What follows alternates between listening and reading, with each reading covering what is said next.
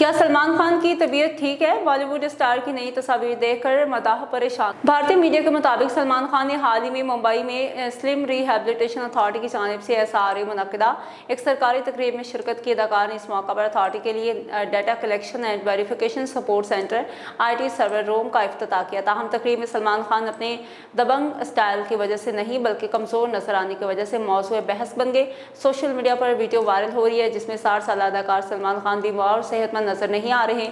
Video viral ہونے کے بعد اداکار کے مداحوں کی جانب سے سوشل میڈیا پر مختلف تبصروں کا سلسلہ جاری ہے اور مداحوں کی جانب سے بالی ووڈ سپر اسٹار کی صحت پر تشویش کا اظہار بھی کیا جا رہا ہے۔ سوشل میڈیا پر مبینہ طور پر حسن علی سے منسوب وائرل ویڈیو اہلیہ سامیہ کا رد عمل آ گیا۔ قومی کرکٹر حسن علی کی اہلیہ سامیہ خان نے سوشل میڈیا پر مبینہ طور پر اپنے شوہر سے منسوب ویڈیو پر رد عمل دیا ہے۔ حال ہی میں سوشل میڈیا پر بھارت سے ایک ویڈیو وائرل ہو رہی ہے جس میں ایک شخص کو ٹرین میں سفر کرتے دیکھا گیا جسے پولیس کی جانب سے تشدد کا نشانہ بنایا گیا۔ ویڈیو کے حوالے سے دعویٰ کیا گیا کہ ویڈیو میں نظر آنے والا شخص پاکستان کرکٹ ٹیم کا کھلاڑی حسن علی ہے۔ ویڈیو کے وائرل ہونے کے بعد حسن علی کی اہلیہ سامیہ خان کا رد عمل سامنے آیا ہے۔ سامیہ نے اپنے انسٹاگرام اکاؤنٹ پر اسٹوری شیئر کی جس میں انہوں نے لکھا کہ ہمیں دکھ صرف اس بات کا ہے کہ دونوں ملکوں کی عوام کتنی معصوم ہے جو کسی بھی جھوٹی نیوز پر یقین کر کے اسے فروغ دیتی ہے۔ انہوں نے مزید لکھا کہ بھارت گئے ہوئے 3 سال ہو گئے، لگتا ہے لوگ ہمیں یاد کر رہے ہیں، بس بلانے کا بہانہ ڈھونڈ رہے ہیں۔ اس کے ساتھ ہی سامیہ نے وائرل ویڈیو کو مزاحیہ انداز میں نظر انداز کرتے ہوئے ہنسنے کے ایموجیز کا بھی استعمال کیا ہے۔ موسمیاتی تبدیلی کے بڑھتے اثرات پاکستانی غذائی سلامتی کے لیے بڑا چیلنج۔ درجہ حرارت میں مسلسل اضافہ، غیر معمولی بارشوں، سیلابوں، خشک سالی اور پانی کی قلت کے باعث اہم فصلوں خصوصاً گندم اور چاول کی پیداوار متاثر ہونے کا خدشہ ہے۔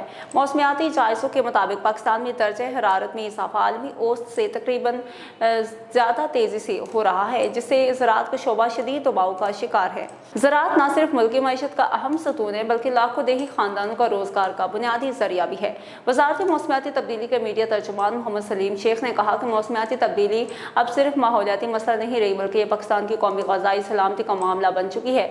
بڑھتی ہوئی گرمی کی لہریں سیلاب اور خشک سالی فصلوں کے پیداواری چکروں کو متاثر کر رہے ہیں۔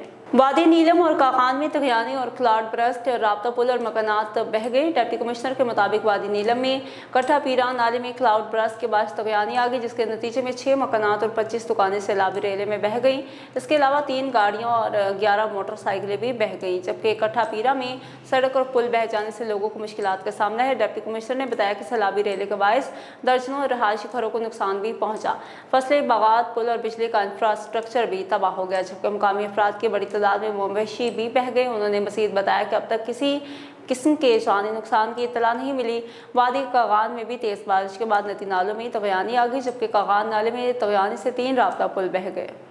غیر معیاری خوراک بیچنے والوں کے خلاف پنجاب فوڈ اتھارٹی سرگرم۔ DG فوڈ اتھارٹی راجہ منصور احمد کی ہدایت پر بیکری پروڈکشن یونٹ اور ہول سیل پوائنٹ کی انسپیکشن 2 من سے زائد مضر صحت خوراک تلف، بیکری کو 50,000 جبکہ ہول سیل پوائنٹ کو 15,000 روپے جرمانہ عائد۔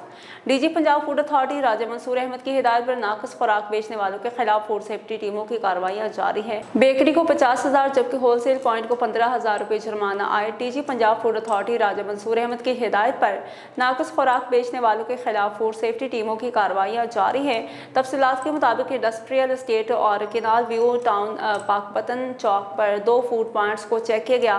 DG فوڈ اتھارٹی کے مطابق حشرات زدہ آٹا اور بیکری آئٹمز کی موجودگی پر بیکری کو بھاری جرمانہ کیا گیا ہے۔ فریزر سے نان لیبل غیر معیاری کلفیاں برآمد ہونے پر ہول سیل پوائنٹ کے خلاف کارروائی کی گئی۔